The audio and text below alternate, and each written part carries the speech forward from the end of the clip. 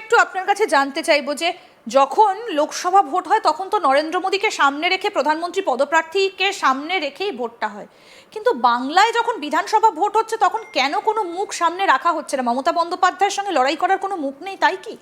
নরেন্দ্র মোদীজি প্রথমবার যখন প্রধানমন্ত্রী হিসেবে প্রজেক্টেড হলেন বা তাকে বলা হলো যে তার উপর তাকে নির্ভর করে আমরা নির্বাচনে লড়বো, তার আগে পর্যন্ত নরেন্দ্র মোদীজি প্রধানমন্ত্রী প্রজেক্টেড হবেন এটা কোনোদিন ভারতীয় জনতা পার্টি থেকে জানা যায়নি। যেমন জানা যায়নি যে আমাদের নেক্সট ন্যাশনাল প্রেসিডেন্ট কে হবেন বা ন্যাশনাল ওয়ার্কিং প্রেসিডেন্ট কে হবেন, নতুন যিনি উঠে এসেছেন তা নবীনজি, তাকে দায়িত্ব দেওয়া হয়েছে, সেটা নীতিনজি, সেটা আগে জানা যায়নি। ভারতীয় জনতা পার্টিতে আগে থেকে তৃণমূল কংগ্রেসের মতো বা কংগ্রেসের মতো পরিবারতান্ত্রিক দল নয়, তো ফলে বোঝা যায় না আগামী দিনে কে হচ্ছেন মুখ হবেন। ভারতীয় জনতা পার্টি এটা নিজেই তো একটা মুখ, ভারতীয় জনতা পার্টির প্রতীক এটাই তো একটা মুখ। এবং আপনাকে আমি একটা কথা খুব স্পষ্ট করে বলছি, এটা তো শ্রমিকদা স্পষ্ট করে দিয়েছেন এবং নির্দিষ্ট করে শ্রমিকদা বলেছেন যে আগামী ওয়ার্ল্ড কাপের যখন মিটিং হবে তখন নিশ্চয়ই সেই গুরুত্বপূর্ণ মিটিংয়ে শুভেন্দুদা থাকবেন, বিরোধী দলনেতা তিনি এখন আছেন, তো ন্যাচারালি অবভিয়াস চয়েস তিনি হচ্ছে মন্ত্রিসভার গুরুত্বপূর্ণ দায়িত্বে থাকবেন। এখন আপনাদের এক্সপেকটেশন আছে উনি আপনারা নির্দিষ্ট কোনো মুখ বা নির্দিষ্ট কোনো পোস্টে ওনাকে দেখতে চান, সেটা আপনাদের ব্যাপার, কিন্তু দল সরকারিভাবে এখনো এই ধরনের কোনো কিছু বলবেন যে বঙ্গ বিজেপির মুখটা কে তাহলে তৈরি কি হলো? বঙ্গ বিজেপির মুখ দিল্লির নেতারা অমিত শাহ, নরেন্দ্র মোদী, এরা তো বিজেপির মুখ। বঙ্গ বিজেপির মুখ কারা তৈরি কি হলো, নাকি তৈরি করতে পারলেন না কেন্দ্রীয় নেতারা? তৃণমূল কংগ্রেস এবং আইপ্যাক এর আগে একাধিকবার এই ক্যাম্পেইন করত এবং বলতো যে বাংলায় বিজেপির কোনো মুখ নেই। এটা একদম স্পেসিফিক ক্যাম্পেইন করতো, ওরা বলতো এটা বাংলার পার্টি নয়, বাংলার কোনো মুখ নেই, এসব গল্প গুজব দিত। আপনি কাকে অবাঙালি বলবেন? আপনি শ্রমিক ভট্টাচার্যকে অবাঙালি বলবেন? উনি মুখ, আমি বাঙালি অবাঙালিতে আসি, আমি মুখ জানি। আরে শ্রমিক ভট্টাচার্যকে একটা দলে তো অনেকে থাকেন, তার মধ্যে তো একজন লিডার থাকেন। শুনুন না ম্যাডাম, শুনুন না, আপনার তো এই সেগমেন্টটা শুরু করলেন কাকে দিয়ে? শ্রমিক ভট্টাচার্যকে দিয়ে। উনি বিজেপির মুখ নন আপনি মনে করেন? শুভেন্দু অধিকারী মুখ নন আপনি মনে করেন? রাহুল সিনহা মুখ নন? সুকান্ত মজুমদার মুখ নন? হাজারে হাজারে মুখ। এবার জেনারেশনের পর জেনারেশন, এরপরে আপনি চলে যাবেন দেখবেন আমাদের একের পরে ইয়াং জেনারেশনের মুখ। আমরা তো ক্ষুদ্র কর্মী মাত্র, এখনো মুখ হয়ে উঠতে পারি। এতগুলো মুখ থেকে যদি নির্দেশ আসে দলীয় মানে তৃণমূল স্তরে যারা কাজ করে একদম গ্রাউন্ড লেভেলে, তারা তাহলে কোন মুখের কথা? প্রথম কথা হচ্ছে আপনাকে আমি মনে করিয়ে দিই, ভারতীয় জনতা পার্টির একাধিক মুখ থেকে নির্দেশ আসে না, এটা অত্যন্ত শৃঙ্খলা পরায়ণ দল। আপনি এরপর এই ধরনের প্রশ্ন এরপর এই ধরনের প্রশ্ন করতে হলে আগে হোমওয়ার্ক করতে হবে। অন্য এক্সপ্লেন করছি, অন্য রাজনৈতিক দলের মতো আমাদের দল চলে না। আমাদের দল নীতি, নিয়ম, অনুশাসন এসব মেনটেন করে চলে। এখানে অন্য উচ্ছৃঙ্খল দলের মতো আচরণ করা যায় না। এখানে শুনুন না, এখানে শ্রমিক বাবু যদি কোনো অফিসিয়াল স্টেটমেন্ট করেন তারপরে সেই বিষয়ের উপর একটা লাইন বলা হচ্ছে আমাদের যে কোনো মুখপাত্রের ধৃষ্টতা, আমাদের সেই অধিকার নেই, সেটা আমাদের অনুশাসনে আটকায়। ফলে আমাদের পার্টি প্রেসিডেন্ট বলে দিয়েছেন, পার্টি প্রেসিডেন্ট এখানে তাহলে মুখ পার্টির প্রেসিডেন্ট। আমি জানতে চাইছিলাম যে তাহলে এই রাজ্যে ইনস্ট্রাকশনটা কার মুখ দিয়ে আসবে? শ্রমিকদের মুখ দিয়ে। মানে এই রাজ্যে আপনাদের বিজেপির মুখ শ্রমিক ভট্টাচার্য? হ্যাঁ, আপনার কি সন্দেহ আছে নাকি?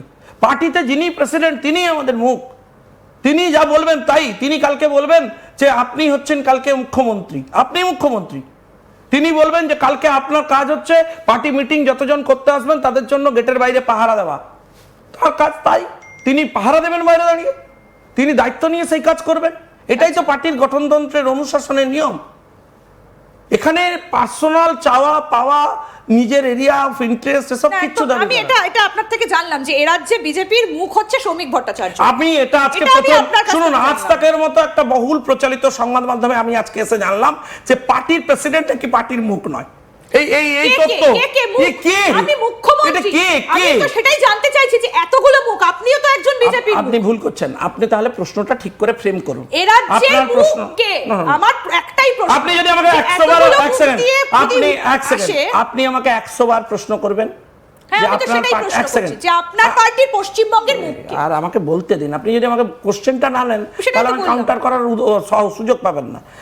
আপনার প্রশ্ন যদি এটা হয় যে আপনার পার্টির মুখকে, আমি পার্টির একনিষ্ঠ সৈনিক হিসেবে বলবো যে কোনো ভারতীয় জনতা পার্টির রাজ্যের পার্টির মুখ হচ্ছেন পার্টির প্রেসিডেন্ট। আপনি যদি আমাকে প্রশ্ন করেন বুদ্ধিমত্তার সাথে সাংবাদিক হিসেবে যে 2026-এ আপনার মুখ্যমন্ত্রীর মুখকে আপনি কাকে প্রজেক্ট করে লড়তে চান, তখন আমি বলবো আমার পার্টির একতা, ঐক্য এবং পার্টিকে সামনে রাখাটাই আমাদের কাজ। পার্টি নির্বাচনে জিতে আসবার পর সংসদীয় দল ঠিক করবে যে কে মুখ হবে, তিনি মুখ হবেন। আর যদি পার্টি মনে করে পার্টি শেষ মুহূর্তে রণকৌশলে অন্য কোনো পলিসি নেয়, যদি কারোর মুখ সরকারিভাবে ঘোষণা করবে, তাতে আমাদের বলার কি আছে? এ তো রণকৌশল। আমি আরেকটা একটু বক্তব্য একটু শোনাবো। অভিষেক ব্যানার্জি কতগুলো প্রশ্ন তুলেছেন এই মেসি কাণ্ডের পরে, আমি সেটা একবার শোনাই, তারপরে আসবো আলোচনায়। सरकार के राज में कुंभ में इतना लोग मारे गए, दिल्ली नई दिल्ली रेलवे स्टेशन में इतने लोग मारे गए, आप लोग जाके सवाल करते हैं उनसे? क्या योगी आदित्यनाथ से सवाल किया? आप सुकांतो मजूमदार से सवाल किए? न्यू दिल्ली रेलवे स्टेशन में जब स्टैम्पीड में इतने लोग मारे गए थे, आप लोग जाके बीजेपी का कोई भी नेता से, मंत्री से सवाल पूछते हैं? मुख्य बंगाल में जो घटना हुआ उसके 1 घंटे के अंदर the chief minister has apologised. भाई झुकता वही है जिसमें जान है, अकड़ तो मुर्दों की पहचान है।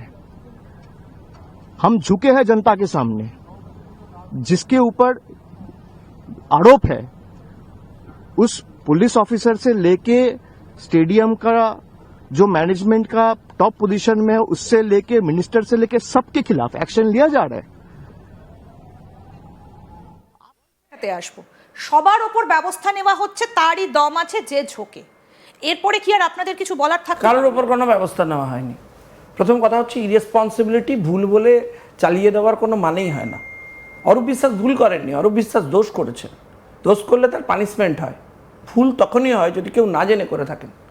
একজন রাজ্যের ক্রীড়া মন্ত্রী, একজন আন্তর্জাতিক লেভেলের এইরকম খ্যাতিনামা একজন ক্রীড়াবিদ এখানে আসছেন, তার সুরক্ষা নিয়ে ছেলে খেলা করেছে রীতিমতো তৃণমূল কংগ্রেস এবং তার সরকার। উদ্দেশ্য ছিল তাকে দিয়ে বলাবে খেলা হবে এবং তাকে ইলেকশন ক্যাম্পেইনে ব্যবহার করা হবে। আপনি জানেন আগের দিন প্রায় 30,000 বেআইনি টিকিট তৃণমূল কংগ্রেসের, ওদের তৃণমূল কংগ্রেসের ক্যাডারদের দিয়ে দিয়েছে। ক্রীড়াপ্রেমী লোকেদেরকে 30,000, 50,000, 1 লাখ টাকা করে টিকিট কিনতে হয়েছে। সেই টাকা ফেরত দেবেন বলেছিলেন চোর, এরা এখনো পর্যন্ত সেই টাকা ফেরত দেয়নি। আমি জানতে চাই শতদ্রুকে সামনে রেখে কাকে আড়াল করার চেষ্টা হচ্ছে? কেন অরূপ বিশ্বাস এবং সুজিত বোসকে গ্রেপ্তার করা হবে না? আমি জানতে চাই এটা। কিন্তু এই যে অরূপ বিশ্বাসের, আমি তো প্রধানমন্ত্রীকে চিঠি লিখেছি। আজকে আমি শুনলাম সেই চিঠির উপর ভিত্তি করে প্রাইমারি ইনভেস্টিগেশন করে ইসিআইআর করেছে ইডি। কোটি কোটি টাকা, প্রায় 300-400 কোটি টাকার লেনদেন হয়েছে। একটা এই ধরনের হচ্ছে প্লেয়ারকে আনতে গেলে মিনিমাম 100 থেকে 150 কোটি টাকা আগে জমা করতে হয়, জানেন? সেই টাকা তো জমা করেছে কেউ। কে জমা করেছে? কোন কোম্পানি? আমি জানতে চাই। শতদ্রুর সাথে সৌরভ গাঙ্গুলির সম্পর্ক কি? প্রকাশ্যে নিয়ে আসুন। কি সেটিং হয়েছে? কোন কোন কোম্পানি ইনভলভ ছিল? আরে আপনি শুনলে অবাক হয়ে যাবেন, যিনি আজকে এত বড় বড় কথা বলছেন, ওনার টিম ডায়মন্ড হারবার কি করে অপরচুনিটি পায়? ইস্ট বেঙ্গলকে কে ফোন করে বলেছে খেলতে হবে না?